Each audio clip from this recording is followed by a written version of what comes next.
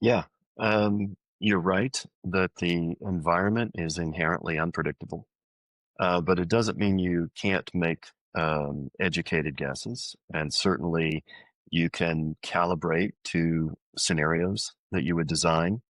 So I, uh, I wrote an article that was published in, I think, end of March 2020, because I had friends in China in early January saying something's happening.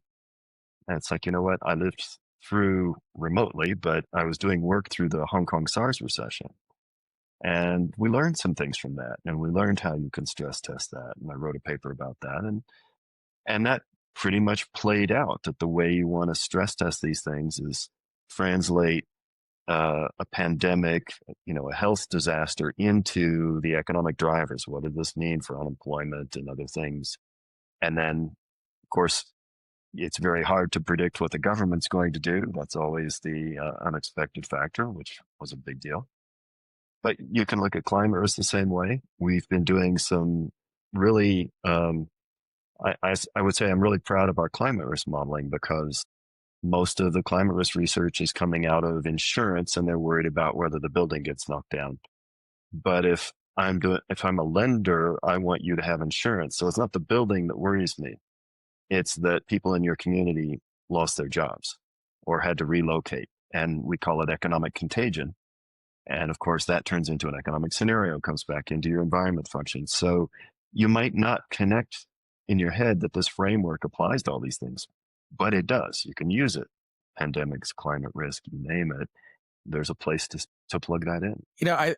I'm glad you brought that up, because the pandemic in particular is something that was, if you recall, unemployment rate spiked up into the teens. And for those of us who have gone through the great financial crisis, you're back to really your muscle memory is, oh my God. Yeah, I remember the last time the unemployment rate was, in the double digits anyway. And, consumer credit performance tanked very, very rapidly. And it just, losses rose precipitously. It was an awful time, and it was a lot of prolonged hardship for many. Now, you mentioned the government role in our experience here in the U.S. in particular played an outsized role that I don't think anyone could, could have anticipated.